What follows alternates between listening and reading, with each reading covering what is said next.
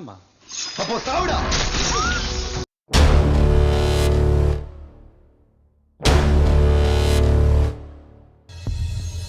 Halo pecinta movie, selamat datang kembali di channel Gamma. Di video kali ini, saya akan kembali merangkum sebuah alur film India. Dan film kali ini berjudul Ratam. Film India berbahasa Tamil yang dirilis pada Oktober 2023. Di mana film ini menceritakan tentang seorang jurnalis investigasi kriminal mencoba mengungkap misteri pembunuhan yang sering terjadi secara acak. Dengan motif yang sama, tetapi pelakunya berbeda-beda. Mampukah sang jurnalis memecahkan misteri pembunuhan tersebut? Dan seperti apa rangkuman alur ceritanya? Selamat menonton!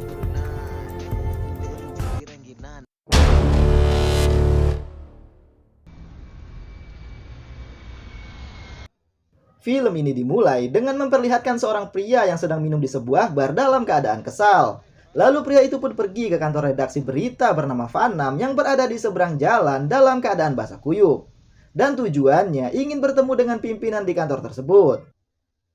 Sedangkan di dalam, pimpinan redaksi yaitu Zian yang sedang bersama tunangannya Kirti dan juga redaktur pelaksana yaitu Madu sedang membahas artikel yang mereka terbitkan tentang seorang aktor yang bermasalah yang membuat mereka mendapatkan pesan kebencian dari para penggemarnya. Lalu ketika Zian menemui pemuda tadi, sang pemuda yang mengetahui Zian adalah pimpinan di sana, ia pun langsung mengeluarkan pisau yang ia sembunyikan di koran dan langsung menusuk Zian secara membabi buta hingga tewas di depan Kirti dan juga para pegawai di sana, yang membuat mereka pun berteriak histeris dan ketakutan.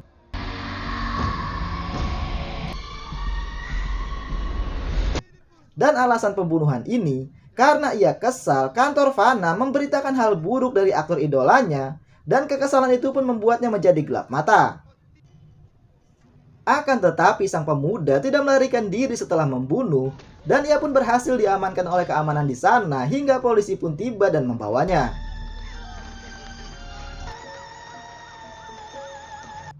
Beberapa bulan pun berlalu, dan kita pun diperlihatkan seorang pria bernama Kumar yang hanya tinggal bersama putrinya yang bernama Aru di sebuah kontrakan.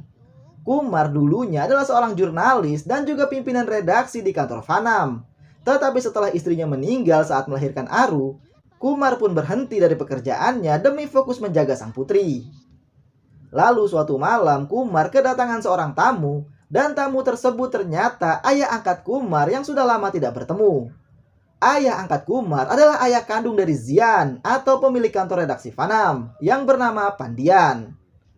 Saat berbicara berdua, Pandian pun memberitahukan pembunuhan Zian pada Kumar yang membuat Kumar sangat terkejut. Dan maksud kedatangan Pandian, ia ingin mengajak Kumar untuk pulang dan kembali ke Chennai bersamanya, juga menempati kembali posisinya di kantor Vanam. Tidak ada jurnalis investigasi sehebat Kumar bagi Pandian. Karena itulah hingga kini, kursi dan kantor Kumar masih kosong di Vanam. Akan tetapi Kumar menolak permintaan ayahnya, sebab menjadi jurnalis hanya membuatnya merasa bersalah dan kembali teringat dengan kematian istrinya. Tetapi Pandian meminta Kumar untuk memikirkan masa depan Aru, yang membuat Kumar pun menjadi bingung. Hingga suatu hari, ketika Kumar terjatuh dari tangga saat menggendong Aru, ia pun menjadi sangat panik dan ketakutan, karena jika terjadi sesuatu dengannya, maka tidak akan ada yang merawat putrinya. Yang membuat Kumar pun akhirnya menghubungi ayahnya dan mengatakan kalau ia akan kembali. Dan itu membuat orang tua angkatnya pun menjadi sangat bahagia.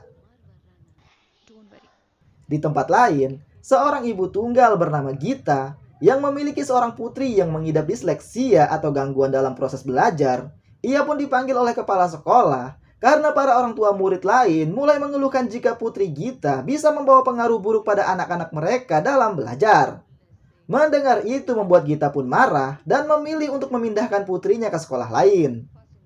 Gita menjalani bisnis tour and travel bersama dua temannya yaitu Merlin dan juga Nisa. Dan kantor mereka berada di komplek perumahan.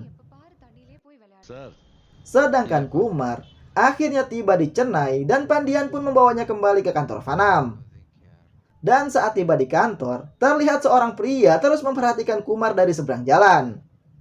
Namun sebelumnya Kumar meminta agar sang ayah tidak mengungkap identitasnya kepada para pegawai untuk saat ini, karena ia belum siap untuk kembali ke posisinya dulu. Kumar ingin membiasakan dirinya dengan tugas-tugas kecil di kantor, dan sang ayah pun setuju. Saat di kantor, Pandian pun memperkenalkan Kumar pada Madu. Pandian mengatakan kalau Kumar adalah teman baiknya, dan ia ingin Kumar bekerja di bawah pimpinan Madu, yaitu di bagian berita kriminal. Namun di kantor ternyata ada seorang reporter yang mengenali Kumar, yaitu Arifu. Karena Kumarlah yang menjadi motivatornya untuk terjun ke dunia jurnalis.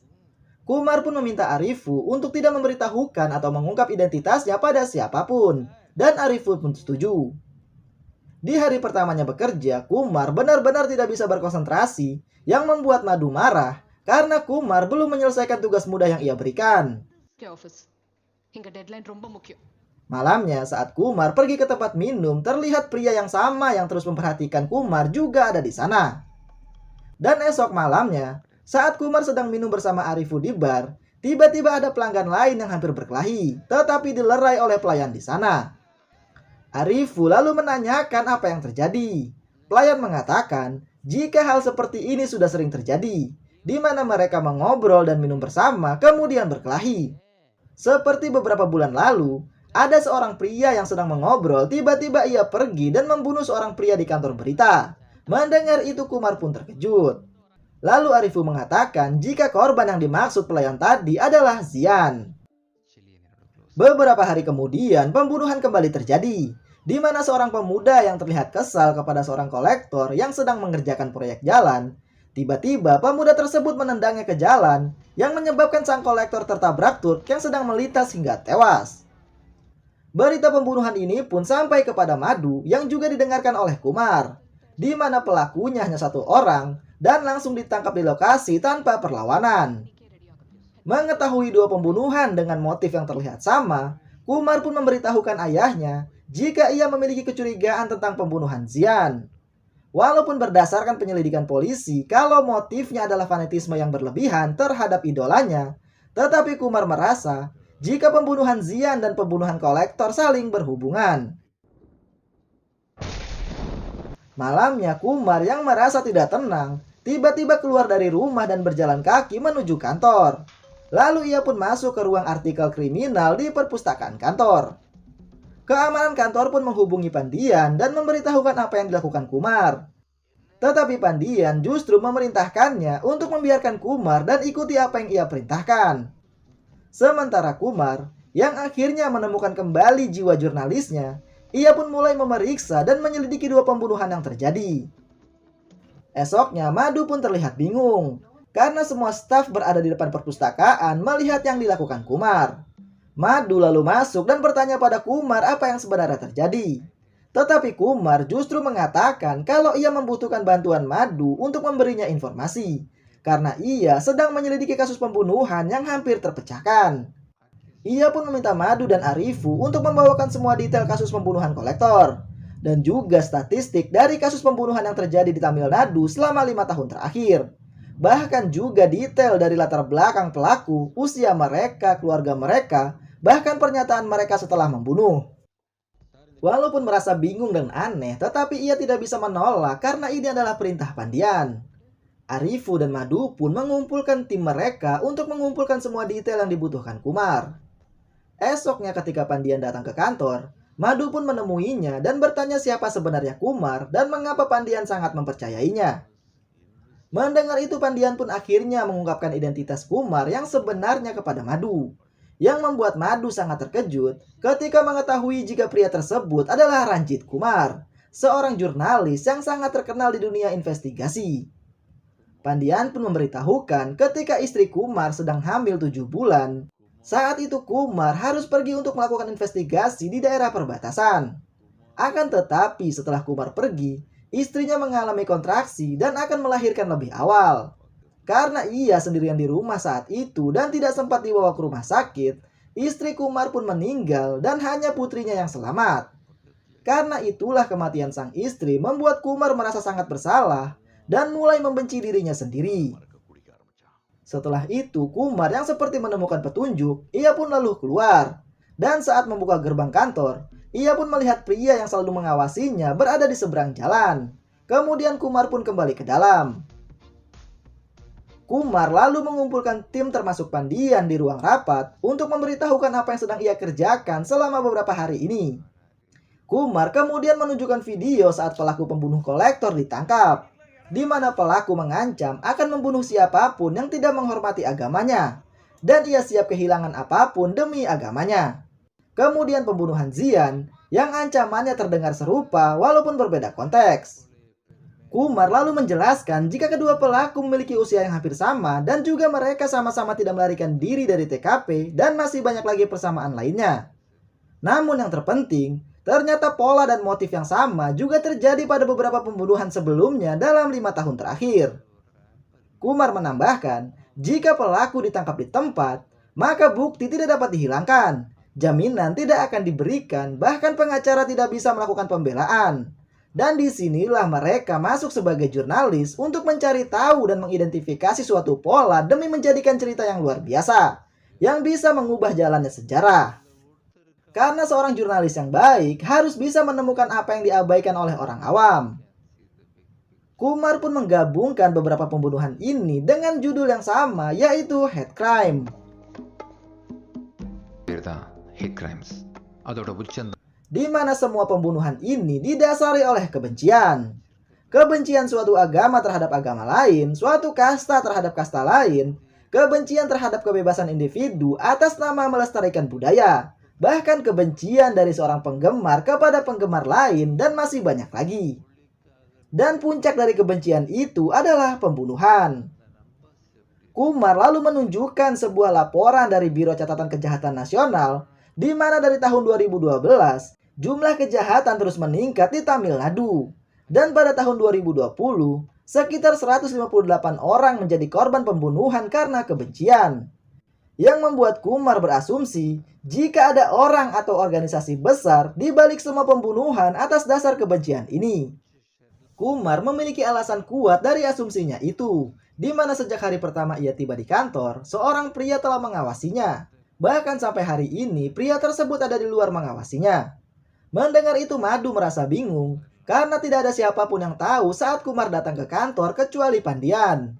Lalu bagaimana pria di luar itu tahu kalau Kumar akan datang? Kecuali ia selama ini berada di luar mengawasi kantor ini. Kumar pun membenarkan asumsi Madu.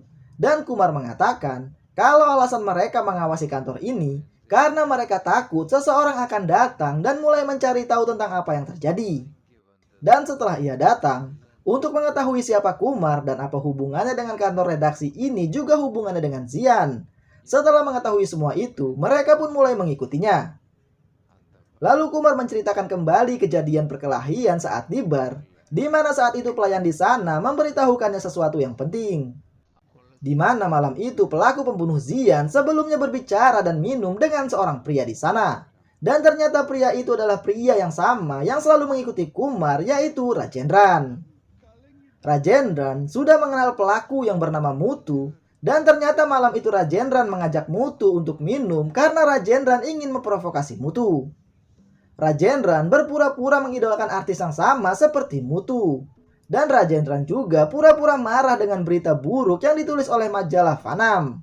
Rajendran mengatakan kalau berita fitnah tersebut membuat idola mereka menangis, bahkan ia ingin mengakhiri hidupnya karena malu, yang membuat Mutu semakin tersulut emosinya.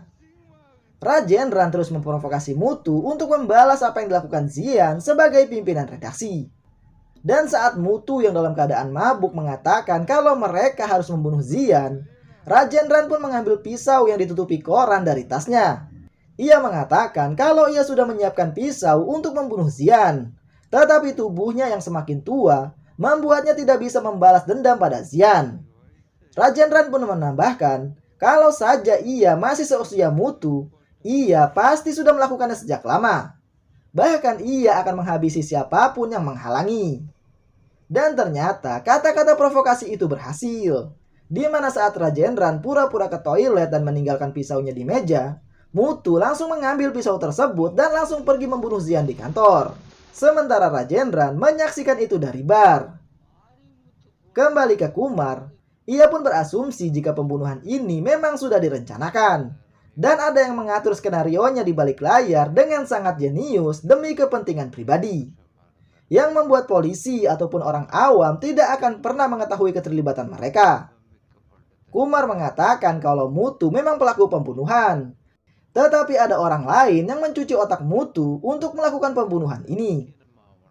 Dan orang itu adalah pria yang selalu mengawasinya atau Rajendran. Namun Kumar belum berani mengambil kesimpulan apapun tanpa bukti dan ia membutuhkan bantuan tim untuk mendapatkan bukti kuat. Karena pembunuhan kolektor dan yang lain memiliki pola yang sama seperti pembunuhan Xian, mereka perlu mencari tahu apakah ada orang lain yang berhasil mencuci otak para pelaku dan juga siapa dalang di balik semua pembunuhan ini. Namun Kumar tidak bisa mencari tahu lewat Rajendran karena jika Rajendran tahu kalau ia mencurigainya, kemungkinan Rajendran akan memperingatkan seluruh jaringannya. Karena itulah mereka harus menemukan orang seperti Rajendran di daerah pembunuhan lain, lalu membutuhkan mereka tanpa mereka curigai. Pandian pun memerintahkan Madhu untuk mengirim para reporter lapangan ke daerah-daerah pembunuhan yang memiliki pola yang sama untuk mencari informasi. Dan benar saja, salah satu reporter yang mendatangi daerah pelaku pembunuh kolektor, ia pun mendapat informasi jika 10 hingga 15 hari sebelum pembunuhan, pelaku diketahui berhubungan dekat dengan seorang pria. Tetapi setelah pembunuhan, pria tersebut tidak pernah lagi terlihat. Setelah mengetahui itu, Kumar pun menjelaskan pada Pandian, Madhu, dan Arifu jika memang ada organisasi besar di balik pembunuhan ini. Dan dalam pembunuhan kolektor, diketahui 1 bulan sebelumnya, kolektor menghentikan penyelundupan pasir milik seorang MLA yang membuat terjadi perselisihan antara mereka. MLA mungkin ingin membunuh kolektor, tetapi ia tidak bisa melakukannya sendiri.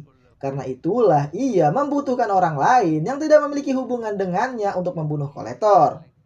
MLA mungkin telah menyewa organisasi ini, di mana organisasi tersebut mengirim seseorang seperti Rajendran untuk mencari dan menghasut seseorang yang fanatik terhadap sesuatu. Entah itu agama, kasta, atau yang lainnya untuk melakukan pembunuhan. Sementara di tempat lain, Gita kedatangan seorang tamu. Saat melihat tamu tersebut, ia pun menyuruhnya untuk menunggu di garasi. Ternyata tamu Gita adalah Rajendran, di mana Rajendran memberitahukan Gita kalau Kumar mulai mencurigainya. Mendengar itu Gita justru langsung memukul leher Rajendran dengan botol yang menyebabkan Rajendran pun tewas karena kehabisan darah. Dan ternyata Gita adalah pimpinan dari organisasi ini bersama timnya Merlin dan Nisa. Sedangkan bisnis tour and travel hanyalah sebagai kedok. Dan yang menjadi perantara besar mereka adalah seorang jenderal bintang 1 polisi yang bernama Jayaraj. Jaminan dari organisasi mereka ialah nama pelanggan mereka akan aman dan tidak akan pernah diketahui terlibat. Setelah mendapatkan foto dan alamat dari korbannya, Gita bersama tim kemudian memeriksa dan mencari informasi. Dan jika korbannya berasal dari daerah yang sering terjadi konflik antar kelompok, Gita pun menggunakan jalur kasta untuk menghasut calon pembunuhnya. Lalu mereka mencari calon yang cocok, yang juga sangat fanatik dengan kasta, dan ia juga harus dari kasta yang sama dengan korban. Mereka dengan mudah bisa mendapatkan itu dari sosial media, karena Nisa adalah seorang ahli IT. Setelah mendapatkan calon yang cocok, mereka pun mengirim salah satu tim mereka sebagai penghasut seperti Rajendran untuk mendekati dan mulai menghasut lalu menunjukkan calon korbannya.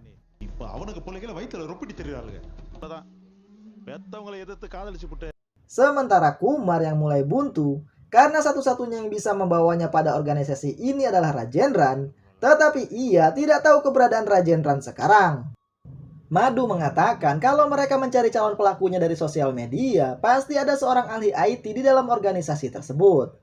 Madhu pun menyarankan agar mereka menemui seorang pakar teknologi kenalan mereka yang bernama Sam untuk berkonsultasi. Esoknya Kumar bersama Arifu mendatangi Sam di kediamannya. Kumar lalu menjelaskan tentang organisasi ini dan bagaimana organisasi ini bekerja.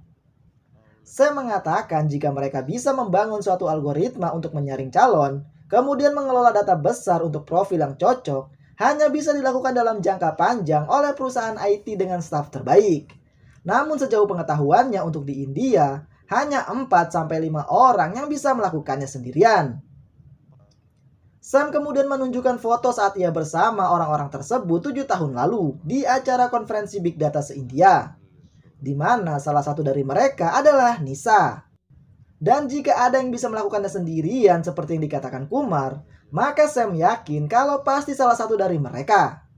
Sam kemudian melacak posisi dan status mereka saat ini, di mana beberapa dari mereka sudah bekerja di perusahaan besar, kecuali seseorang bernama Bharati, di mana keberadaannya tidak diketahui. Namun Sam berhasil menemukan lokasi Bharati yang ternyata adalah Nisa.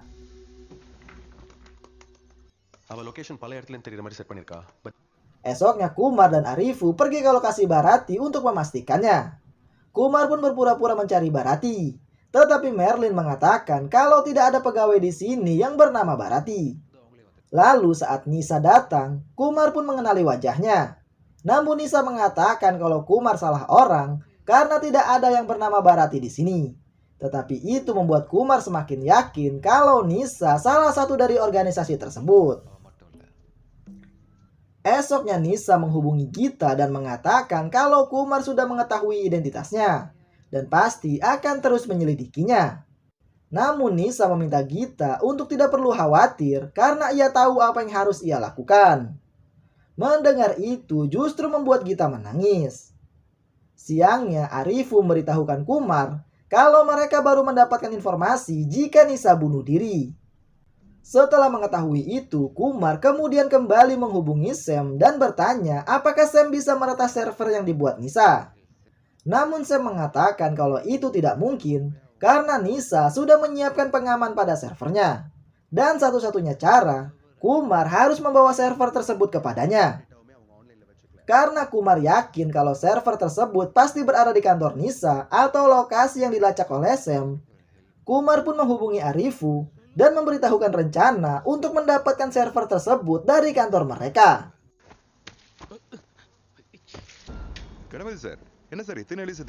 Rencana pun dijalankan, yaitu dengan membuang banyak bangkai tikus di daerah atau kompleks dari kantor kita, yang membuat para warga di sana panik dan menghubungi polisi.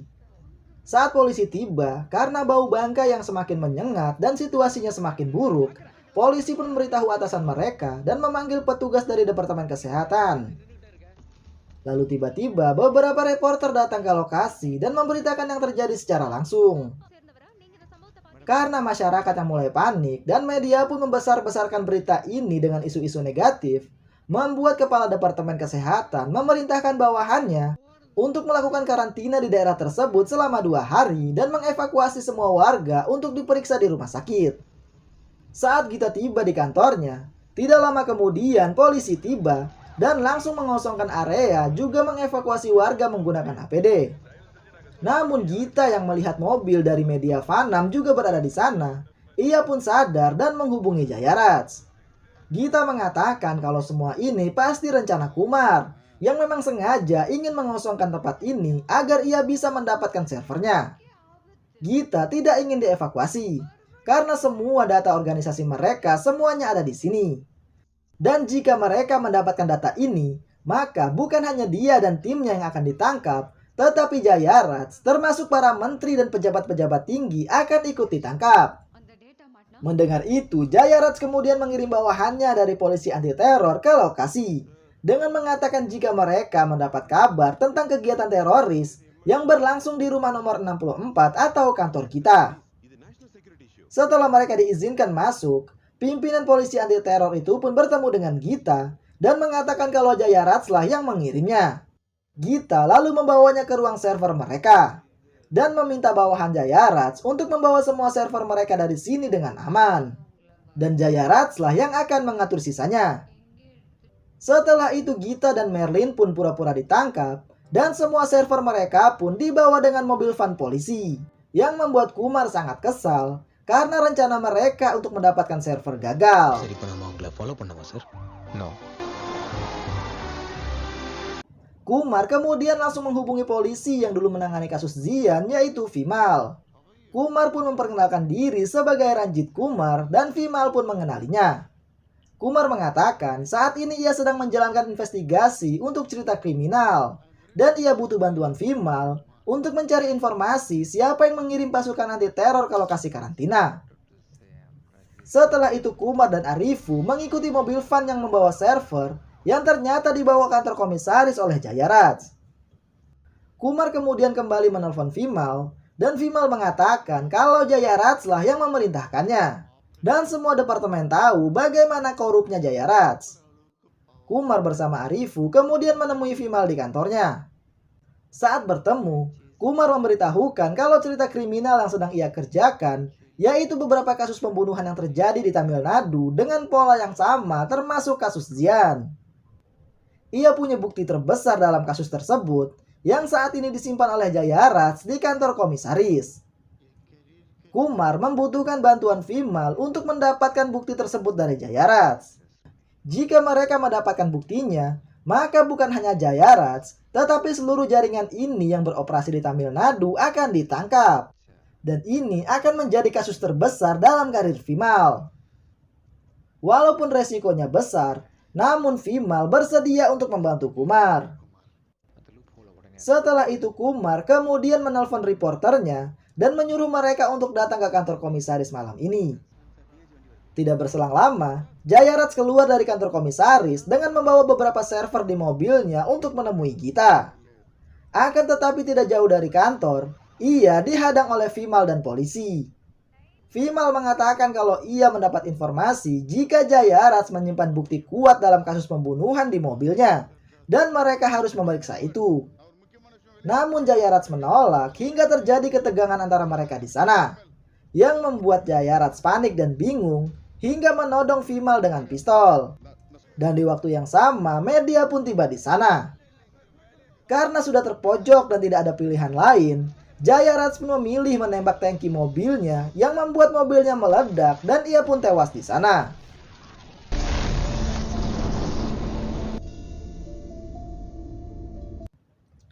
Mengetahui bukti-bukti yang mereka cari sudah hangus terbakar, Madu dan timnya pun merasa seperti kembali ke titik awal lagi. Tetapi karena mobil yang dibawa Jayaraj adalah mobil kecil, Kumar yakin kalau Jayaraj tidak membawa semua servernya saat itu. Karena server yang dibawa oleh mobil van polisi saat itu sangat banyak, dan pasti sisanya masih ada di dalam mobil van tersebut.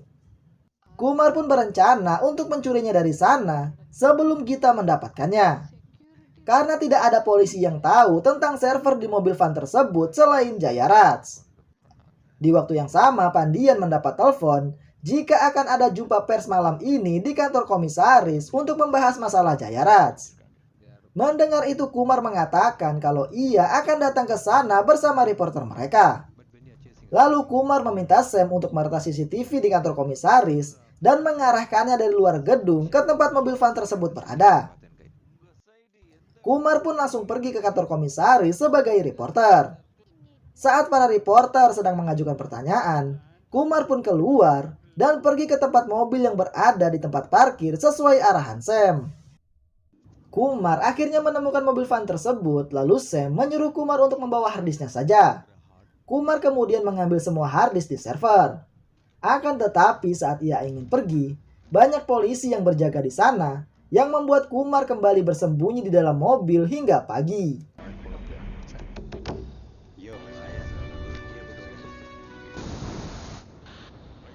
Dan saat pagi, ketika sudah aman, Kumar pun keluar dari mobil. Tetapi karena pintu keluar masuk gedung dijaga sangat ketat, dan hanya polisi penunggang kuda yang diizinkan keluar dari gedung, Kumar akhirnya menyamar sebagai polisi penunggang kuda. Akan tetapi ia ketahuan, yang membuat situasi di gedung kantor komisaris menjadi kacau karena semua polisi mengejar Kumar yang mencoba melarikan diri dengan menunggang kuda. Seorang menteri yang mengetahui situasi di sana langsung menghubungi komisaris. Menteri mengatakan kalau orang yang sedang mereka kejar kemungkinan telah mencuri sesuatu. Walaupun ia tidak tahu apa yang dicuri, tetapi para pejabat tinggi bersikeras agar apa yang ia curi tidak sampai keluar dari sana. Bahkan komisaris pun diperintahkan untuk menembak di tempat pencuri tersebut jika diperlukan. Tetapi Kumar berhasil keluar dari gedung dengan melewati pintu kayu yang sudah lama tidak terpakai di tembok belakang gedung, hingga ia akhirnya lolos dari kejaran polisi. That part of the building. ஒவ்வொருத்தரும் அவங்க இஷ்டத்துக்கு எழுதாதீங்க. Please cooperate. That was also a part of the mock drill. Beberapa hari kemudian, setelah menyalin semua bukti dari harddisk, Kumar pun memberikan bukti harddisk tersebut kepada Vimal. Vimal pun bertanya siapa sebenarnya pimpinan dari organisasi ini. Akan tetapi Kumar mengatakan, jika berdasarkan apa yang terjadi, kemungkinan Jayarats-lah pimpinannya. Dan itu membuat Arifu terkejut dan bingung, karena ia tahu kalau Gita adalah kepala organisasi ini. Namun Kumar menyembunyikan itu. Setelah menyerahkan bukti tersebut, kantor Fana mulai membuat dan mencetak cerita dari kasus ini di majalah yang diberi judul Operation Head.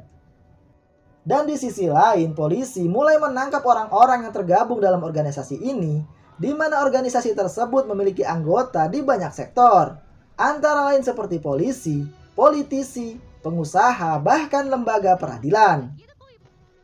Majalah Fanam tentang Operation Head ini pun langsung terjual habis, di mana semua masyarakat di Tamil Nadu membaca majalah ini dan mengetahui tentang pola kejahatan para korban dan juga orang-orang yang terlibat di dalamnya. Dan majalah ini benar-benar menggemparkan India. Dan ternyata orang yang menginginkan kematian Zian adalah Paman Kirti, yang selalu melecehkan Kirti dari Kirti masih kecil. Dan karena Zian, ia tidak bisa lagi mendekati Kirti. Ternyata alasan Kumar melepaskan Gita karena ia tidak ingin putri Gita mengalami nasib yang sama seperti putrinya, yaitu kehilangan ibu. Sementara Gita melarikan diri ke negara lain bersama putrinya dan menggunakan identitas baru di sana.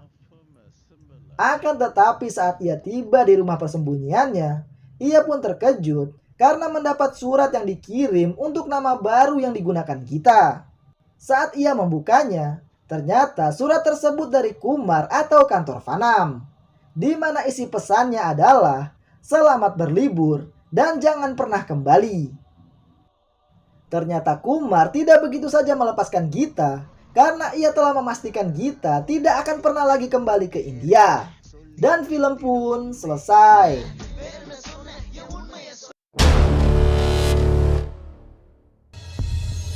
Itulah rangkuman alur dari film Ratam, di mana Kumar berhasil membongkar organisasi kejahatan yang selama ini tidak pernah terlacak.